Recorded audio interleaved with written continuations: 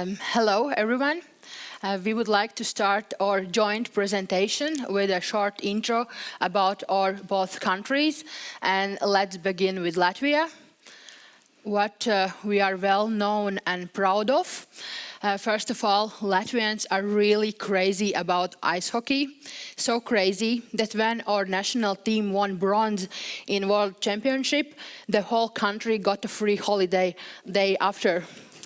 That's how much we love hockey. The second, in Latvia, black cats don't bring misfortune. They bring you an Oscar and they walk on the red carpet. And the third, if you care about cybersecurity, you come to CyberChess. And this year's conference will take place at the end of October. And yes, you all are welcome to Riga. Passing to Lithuania. And Lithuania, so .lt, Latvia.LV. If you come to our beautiful capital, Vilnius, and if you come from the airport to the city center, on your way there, you are likely to pass a unicorn's bus stop. And it's not because we believe in fairy tales or unicorn used to be our mythological animal, but because we have a lot of technology companies that are unicorns wannabe, or some of them have already actually achieved that status.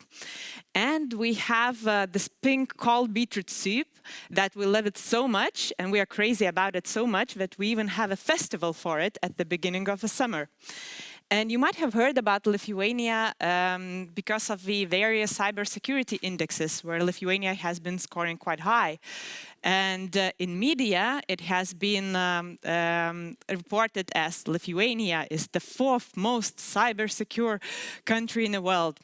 And that's exactly what we are going to talk about today, is then how to encourage media to not to produce such mispromising or misleading headlines, but to make them still insightful and enticing, but truthful at the same time. And okay, a little bit about us. So I've been in cybersecurity and communications for quite a while. I'm engaging with media on day-to-day basis. I held a press badge myself, but it was long time ago.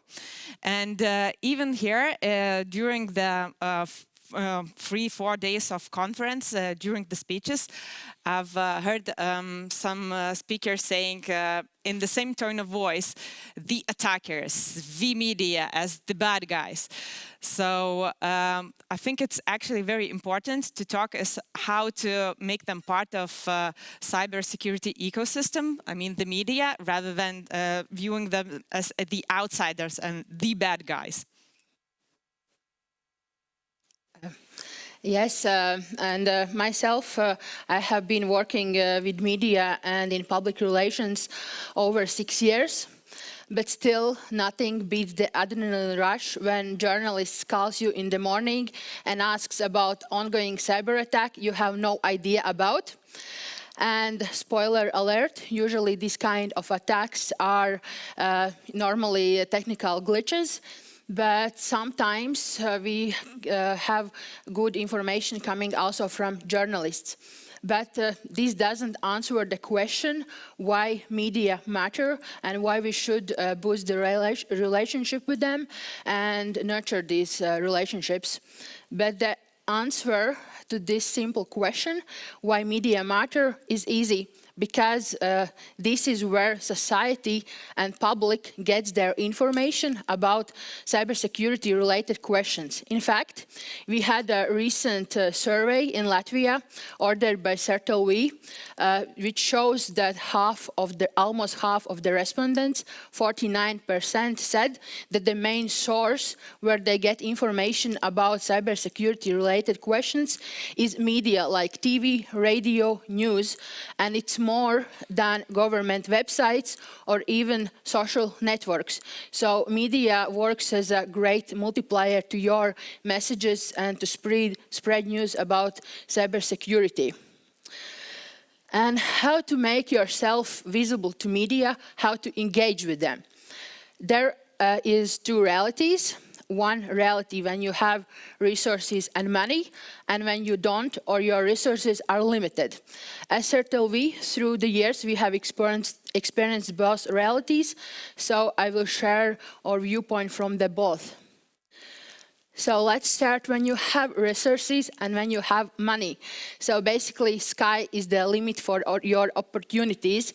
You can hire airtime and organize custom radio show just dedicated to cyber security, or you can have professional articles about your topics in your liking.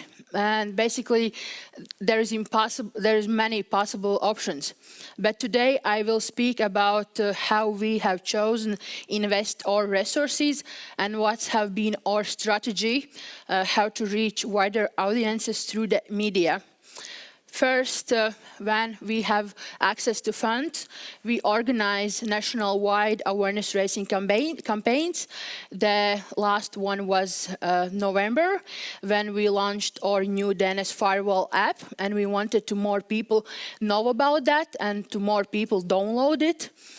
And we hired professional marketing agency for that to craft an attractive ads and materials that's also long-lasting ones.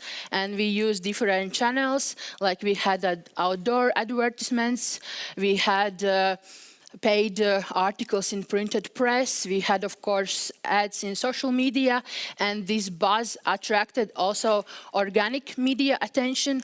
We had interviews in morning news, etc. And after these 2 weeks of campaign, that resulted in 36,000 of app downloads. That's a quite good number for a small country as Latvia. And by the way, did I mention that we love hockey? We use the hockey goalie as a metaphor for our DNS firewall. So this is the one way how you can spread your message about cybersecurity issues and challenges. The other investment we really appreciate, for previous years, we are paying for professional media monitoring tool. We use the local one, and we pay for keywords. Of course, we have listed our name, CERT.LV. We have listed the names of our spokespersons, but what could be interesting for you, we also have listed the general term cybersecurity. Yes, we got lots of hits, but that helps to see us outside our bubble, what media is talking about cybersecurity in general, what other ecosystem players are talking, what the new initiatives is. It gives us wider scope, and we sometimes get really interesting and valuable information through that. In my slides, you see 2 graphs. General graphs, these are only 2. We have many more in our reports in this media monitoring tool. The first one shows the mentions per month, in how many times we have been mentioned in different resources, and the below graph shows the spread through the last 12 months, and the highlighted pole is November, when we had the campaign and when we reached the highest number of mentions. So this is also really a valuable tool we use. And third, as a CERT.LV, we has really hard data and statistics about DDoS attacks, about vulnerable IP addresses, and how many phishing websites have been blocked by our DNS firewall. But not always these data explains what end users think, why victims have become victims. Was it rush? Was it lack of knowledge? And that's why for the previous years, we have arranged and commissioned professional survey together with research agency, where we have crafted around 20 questions asking citizens about their hygiene habits, and that's how we can understand them better. And what we found out, that these numbers works as a great honeypot for media as well, and we can include them in our interviews and in our press releases, and they attract a great attention from media side. And the last fourth We are a team of 55 people, and 8 of my colleagues, including management and technical experts, have went through professional media training, professional journalists interviewing them in front of camera. They have done many more exercises, and why we think it's a great idea to invest in experts. There have been many researches. I have included 2 of them that shows that comments and adversaries from experts is more valuable and more trusted by public and society. And I have participated also in conference when journalists were asked what they really appreciate about communication from government side, and they replied that they really liked that in the time of crisis like COVID, government provided them with the professionals and experts like doctors ready to comment on current situation 24/7. So that's why we think the investment and training in your experts is great value. And what to do when you don't have money? If you don't have money, it doesn't mean that somebody else doesn't. And you can use and cooperate with your partners in ecosystem. There is one great example from this spring when we joined forces with police and one of the biggest internet service providers in Latvia. We launched a month-long campaign, and it costed us €0. But we gave our experts for interviews, we gave already existing statistics and materials, and that's how we spread our messages and connected with journalists. And from my side, I also have listed several other stuff that is appreciated by journalists.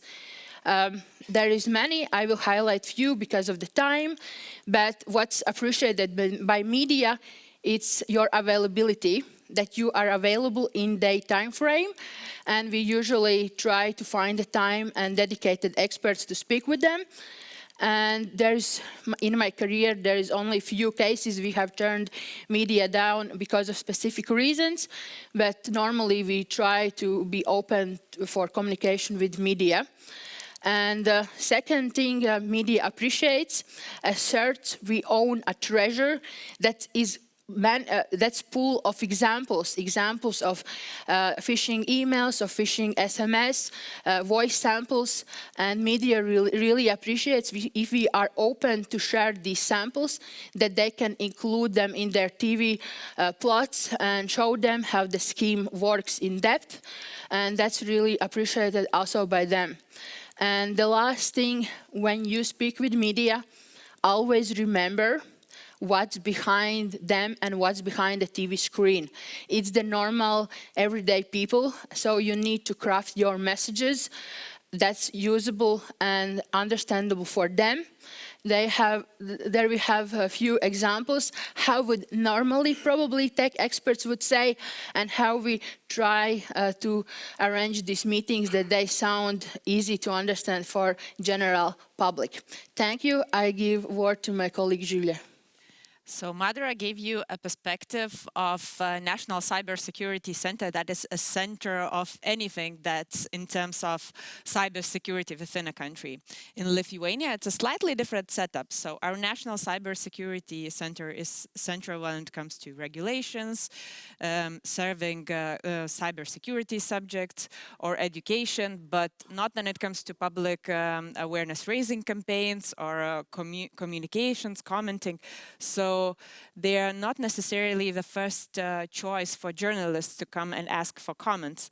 That's why we have quite active other members of cybersecurity ecosystem. So the private sector, academia, NGOs, and they greatly contribute on how media is reporting on cybersecurity as a subject. So first of all, media, private sector perspective. You know what? Let's do that. Can you raise hands if you have ever been approached by media for commenting? Okay, yes, quite a few hands here. So I guess the experience has been from, oh, that's a great comment. It really contributed to, what the hell have we written? I haven't sent that. And we have a certain number of rules in order to avoid that scenario on my right side. So could you guess what would be the first and a very, very important rule? It's to find out where you're going to be published. So it's finding out about the journalist, the media outlet, the context that you're going to appear. So who are the other commentators and what's the topic or the theme that the article is being published or the TV show is going to cover. And we had some not that very pleasant examples, and one of them being my colleague has been approached to give a comment on CTI practices. It didn't seem like a big deal, so he gave a comment. He didn't even pass it on to the comms team that he did that. And the next morning we had an article that was saying that criticizing Lithuania's efforts in defense systems. And his comment was very small. It was exactly as he said. It was about CTI practices. It was nothing wrong with it, but just the whole context of the article. And the other commentators, it had such a negative taste that it was bad press for us. So it took a while actually to get it, to get the journalists convinced to get it removed. And for us, even that we are a private sector organization, and I have a KPI of actually getting our experts in front of the cameras, because then we show that we have expertise in cybersecurity. It's not necessarily that at any cost we have to comment, and I strongly advise to do that the same, because sometimes it is that the matter is very sensitive, like it's a cybersecurity incident that has just happened, and any comment would be speculative.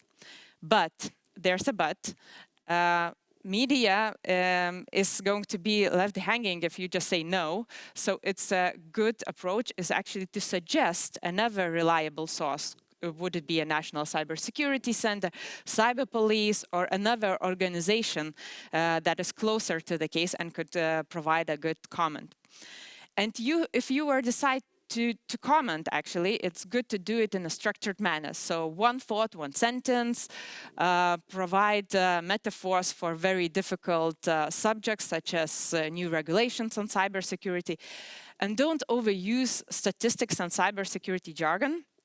So Hayden Green, who is here, and he used to work for CERT.LV, he told me a story that they found out that then they provided the general audience, the general population, with very large statistics, such as New Zealanders lost $54 million to cybercrime. It actually had quite the opposite effect, that people said that this is so huge, actually, there's probably nothing I can do. Maybe I shouldn't do anything.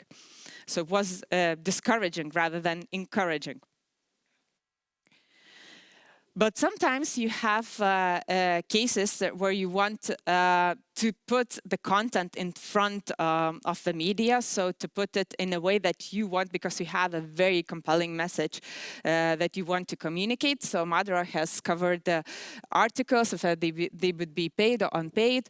And I wanted to give you a few tips on press releases. PRs, because we do that quite a lot. And for good PR, of course, a good thing is a headline. And a headline is very important because it does the sale 2 times. First of all, it's for a journalist that is reading that headline. And Lithuania is quite a small country. We have a couple of media outlets. But it is actually quite often that a journalist on average would receive 180 press releases per day. So you can just imagine the volume that they get. And the second sale, of course, is to encourage the audience to open the article and read about it. But saying that, I strongly discouraged on scandalous, on sensational headlines that are just promising something and then there's nothing behind. I think that they are actually diminishing the whole message and making it smaller. And the article itself, if you are producing it and you want to have good arguments, but if you have an article of 4 or 5 paragraphs, let's say, so just be aware that the 90% of people who are going to open that article, they're going to read the first paragraph, but the last paragraph is going to be read by only 7%. So yes, of course, you can put some twists and interesting aspects into the article to make more readers to read it throughout. But you might want to think that putting your core message at the very first paragraph is a very good solution. And it's not only about giving comments and giving content to the journalists. It's about building the bridges and building engagements with them, because then it can be very beneficial for both sides. So we have done this initiative, we've done what we called an off the record for journalists, and we invited them to come and just discuss various matters on cybersecurity that they've been reporting, like cyber threat landscape in Lithuania, the use of AI in cybersecurity. So anything that seemed like a hot topic at the moment. And it was interesting not only to give the information, but also to ask them, so how do you get your sources? Where do you get them from? How do you construct the argument? Where does cybersecurity actually lay in your portfolio? Because it's not the only topic that most of the journalists are writing about. And understanding that perspective and providing them some insights on key things, like, for example, what's the difference between the cybersecurity incident and cyber attack, that gave good understanding for both sides. Another perspective is from academia and NGO, and we don't have that many representatives of academia and NGOs here at FIRST Community, but in terms of coverage on cybersecurity, that they're actually very important contributors. So they usually can provide a very broad perspective, so research, surveys, or very niche and narrow, so, such as we have this NGO in Lithuania called Youthline, and it's helping young people who can't, they don't feel like they can't get support in their environment, they feel lost, or they don't have anybody to talk to, so they have volunteers that they can call. And this NGO found out that cyberbullying was a really, really big issue, and there's not enough coverage for that subject in the media. So they started initiating a lot of articles, campaigns, they started commenting, and media caught up, and there's actually, I think, good quality coverage at the moment on cyberbullying in Lithuania, and that's because of this NGO who was driving the subject forward. And the last is the perspective from that outsiders, the media. So you have to bear in mind that media professionals are under pressure to produce content. So it's not unusual for a journalist to have 2 or 3 articles per day that they have to write. So you can imagine the urgency that they have to getting that comment from you. So having a reply of tomorrow, or maybe I am going to get back to you next week, it's probably not going to be good enough.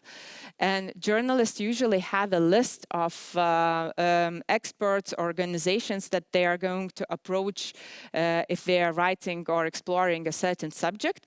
And they usually go through that list, and that list is composed based on availability, as Madara mentioned, how well structured is the presenter talking, how many everyday language examples is she or he using to explain very difficult things. And Of course, there is a blacklist as well. So to get into that blacklist, you either have to be inadequate in terms of your commenting, or a very red line, as journalists were saying to me, is then it's a no-show at the live event, so live TV show or live radio show. Then it's crossing the line. But another thing is that so having all that list, and if a journalist goes through that list and he or she can't get a good answer or good comment, then he or she is going to go for whatever the material they have, because it's a competitive industry. And if it's a fresh news, they are competing not only amongst each other, so with other journalists, but with other media outlets, so they have that pressure to produce something. But they are human beings that care about their careers. They care about an all-rounded perspective. So actually what they want to do is then to provide a good, compelling story. And it's just a matter of lack of availability of resources, information, or know-how that constrains them from producing that good story. So we as a community have the know-how on cybersecurity as a subject, and journalists have that superpower of making that information impactful and meaningful. So let's help to build that story for them. And awareness raising for media works too, so building those bridges and building that understanding. It's not only for getting a good article, but it's also a very important thing for crisis management communication. And the last two takeaways from my side as well. So always remember and keep in mind what's behind the journalist and TV, the real target audience you are speaking with. And the second, when you have time and when you have money, invest and train your experts, because afterwards, when you don't have resources, this investment will gonna pay off. So that's two takeaways from my side. And last but not least, please avoid cybersecurity jargon, because if the message only is meaningful to yourself and your peers and not to the intended audience, there's not that much use of it, unfortunately. So build bridges and not walls with journalists. Thank you. Thank you. Thank you. So now is the time for you to ask questions and not be asked by media first. So you have the experts here. Please make your way to the microphones. In the meantime, I want to point out the speaker session survey. And we have our first question. Yes, Perttu Holonen from National CERT Finland. Yeah, very good points for you, from both of you. How about these inconsistencies in articles? How much effort should, for example, a national CERT to put into getting kind of context right, and like it goes into that cyber jargon quite easily, then trying to kind of also convince the cybersecurity community that this is the kind of level of facts, and still keeping the bigger audience then also kind of informed. Where is the kind of balance?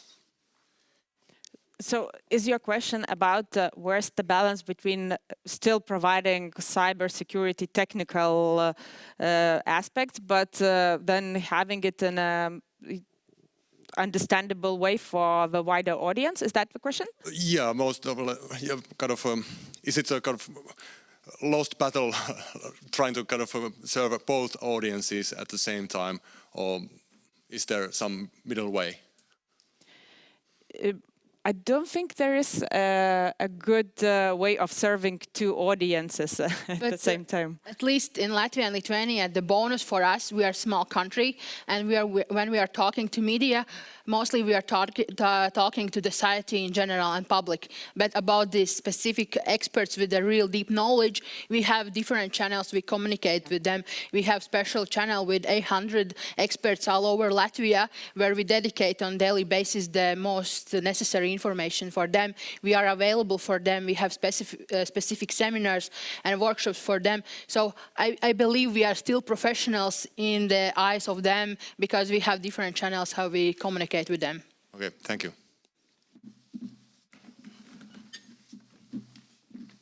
Hi. I really liked your approach and the emphasis on utilizing and engaging with the whole ecosystem, so not just with the usual suspects. You mentioned also the NGO community as a potential partner, as a source. So I would actually like to ask you if you would have some examples of that to share with us, and I would actually like to offer one example from the Balkans, where so I work on an EU-funded regional capacity building, cybersecurity capacity building project, and among other things, we were supposed to help raising awareness in the region. So we decided to take an experiment and to try to do it through NGOs, not the national cybersecurity authorities or the CERTs, but to actually create a call for grants. It's called No Cyber with a K, and we had actually from the 6 countries in the region, we had 70 applications, out of which 40 were really good, and we've selected 6, and the results were really cool because they engaged some of them with what you would expect, like SMEs or with children and stuff like that. But we also had experience of some of them targeting very niche audiences, often forget, like, for example, victims of trafficking in human beings. So this is still an ongoing thing. We are still evaluating the results, but this has proven to be really good experience in the Balkans. So if you have any kind of experiences like that from your region or the others, I would love to hear. Thank you very much again. So how often is Latvia CERT collaborating with NGOs? Specifically about NGOs, I don't call any cases yet, but we have different kind of communication with other parties.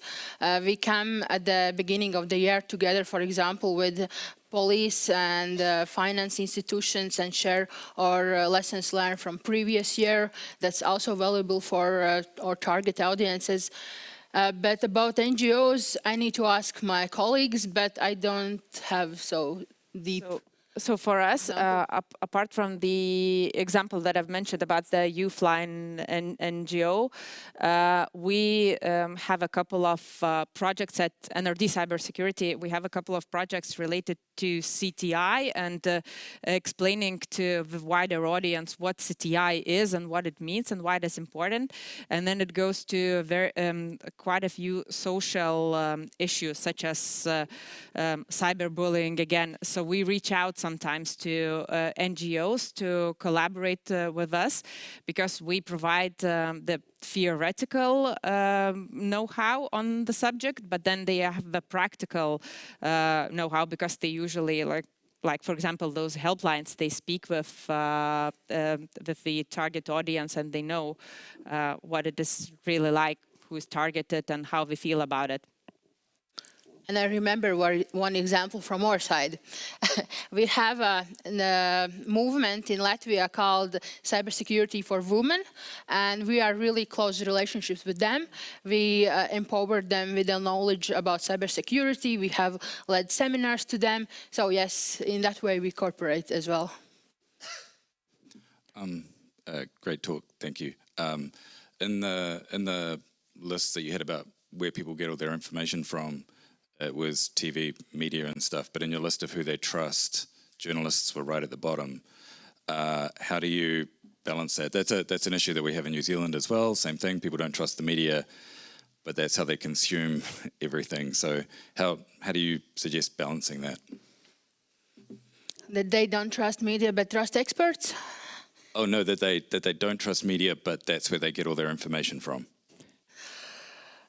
What we from the government and CERT always also push and advertise, that choose your channels. There's different media and national media should be trusted. That's where, this is the media we always are open to giving comments, or experts are always available for them, no matter time of the day. So we advise to pick the media that you like point as a trustful source for information. And one last question.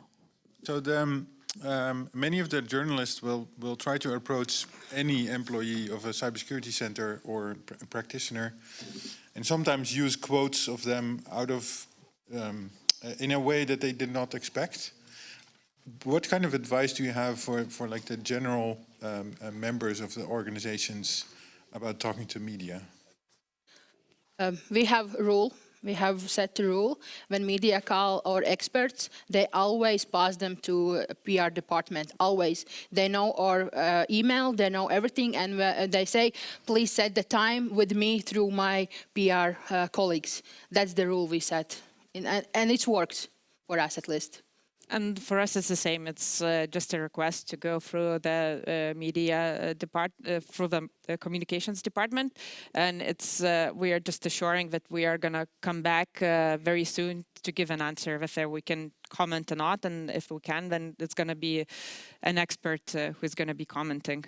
So we are trying to avoid those on-the-spot comments because they usually end up with comments that are not what we know the context, or we know the other commentators, so yeah. And we also appreciate colleagues giving us heads up that there will be incoming media request. That also works, that we are prepared that there will gonna be, and we can reply fast. And that's where the trust building, relationship building with the journalist also helps, right? That you have an existing relationship with your PR department, with the trusted journalists, that you always come back to them?